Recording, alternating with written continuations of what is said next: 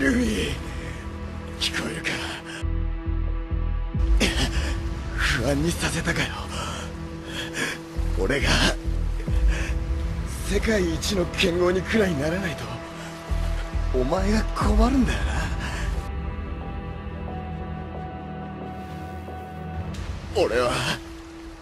俺はもう二度と負けねえから。あいつに勝って大健康になる日まで絶対にもう俺は負けねえ。僕はるか海賊王。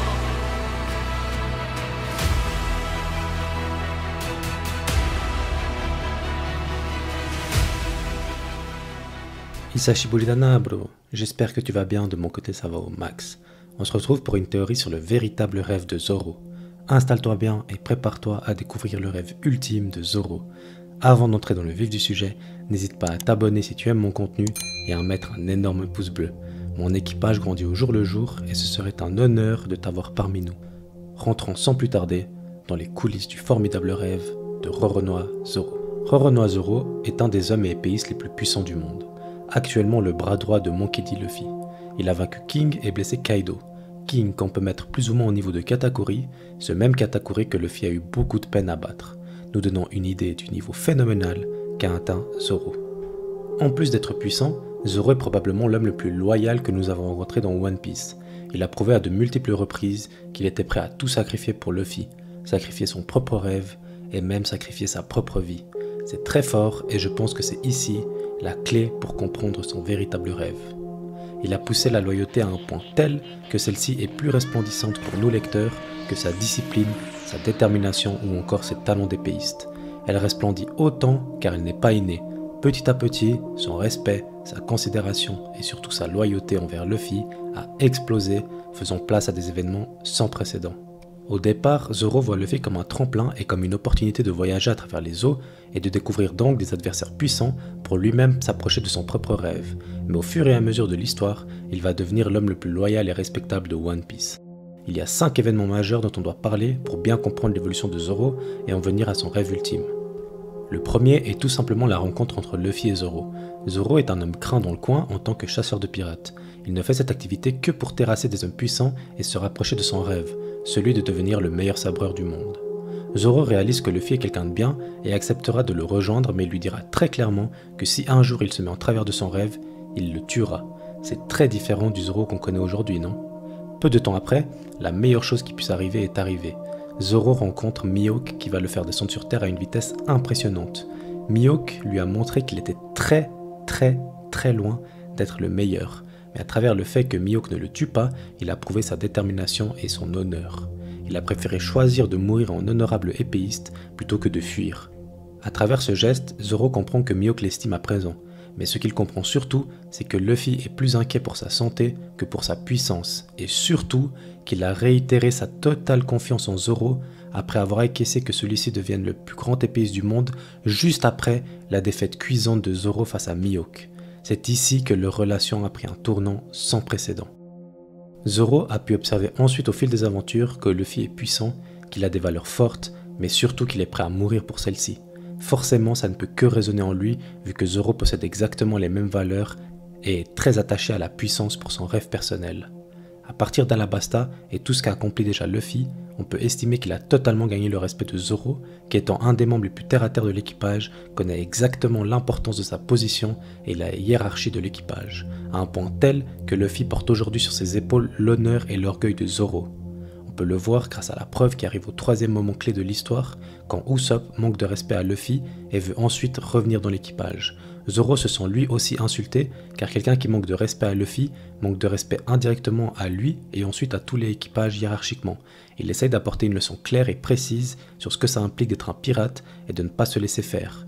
Évidemment, Luffy étant naïf, il va devoir l'apprendre de force lors de la perte de son équipage et de la mort d'Ace un peu plus tard.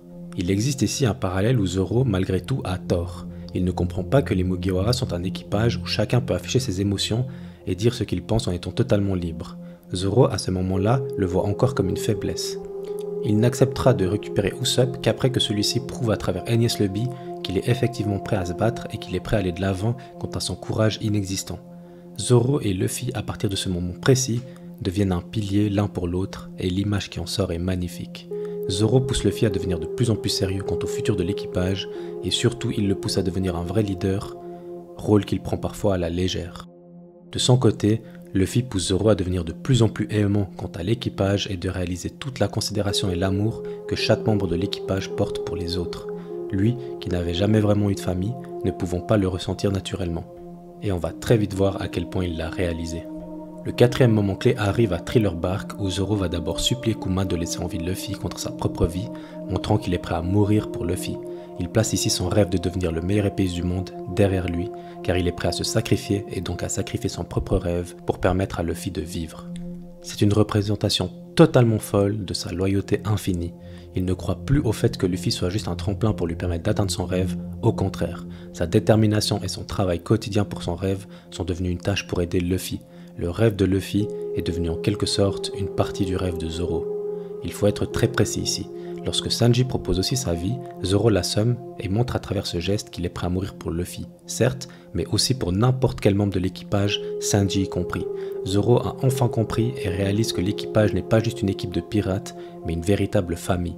Étant le numéro 2 de cette famille, il est en son devoir et en son honneur de devoir s'avancer pour tout donner et potentiellement même se sacrifier lorsque la vie de cette même famille est mise en danger. Il est devenu primordial pour lui de protéger l'équipage coûte que coûte, c'est devenu sa famille et c'est devenu la chose la plus importante de sa vie. On passe au dernier moment clé pour comprendre le véritable rêve de Zoro. C'est lorsqu'il est envoyé par Kuma sur l'île de Mihawk.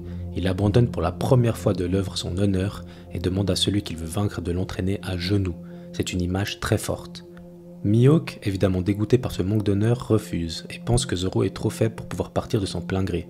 Ce n'est que lorsque Mihawk apprend que Zoro a vaincu tous les singes et qu'il décide quand même de rester en se prosternant que celui-ci va comprendre toute la vérité. Zoro a mis le rêve de Luffy devant le sien. Il veut devenir le plus grand épéiste du monde pour pouvoir prétendre à continuer à être le bras droit honorable de Luffy. C'est d'ailleurs ce que Luffy lui dit lors de leur première rencontre lorsqu'il apprend le rêve de Zoro pour la toute première fois. Il dit, je cite, « Le meilleur épéiste du monde, il faut bien ça pour faire partie de l'équipage du roi des pirates. » Il est prêt à mettre de côté son honneur pour atteindre ce but et protéger son équipage, sa famille, de revivre quelque chose comme à Sabaody. Il met de côté son honneur d'épéiste, qui était avant la chose la plus importante qu'il avait, car l'honneur d'être le vice-capitaine de l'équipage de Luffy est devenu supérieur. Mihawk ayant vu le potentiel de Luffy à travers Marineford, il a vu que Luffy du haut de son niveau pitoyable à cette époque a mis dans sa poche Shanks ou encore l'entièreté des alliés de Marineford, certains Shichibukai et surtout Barbe Blanche. Il comprend donc très rapidement Zoro et accepte finalement de le prendre sous son aile. Zoro a grandi depuis la première rencontre avec Mihawk et grandit encore lors de son entraînement avec celui-ci, devenant un des hommes les plus puissants du monde lors de son arrivée dans le Shinsekai. Zoro possède toujours le rêve de devenir le meilleur épéiste du monde, mais celui-ci est passé numéro 2. Aujourd'hui son rêve ultime est de voir Luffy réussir à devenir le roi des pirates et plus largement de voir l'équipage atteindre leur rêve.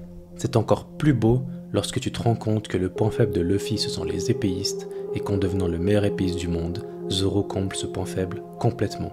La relation entre Luffy et Zoro est, pour moi, très clairement la meilleure relation entre deux personnages principaux, tout manga confondu. C'est tout pour ma théorie sur le véritable rêve de Zoro, j'espère que la vidéo t'a plu et si c'est le cas alors n'hésite pas à t'abonner et à me donner un maximum de force en partageant la vidéo.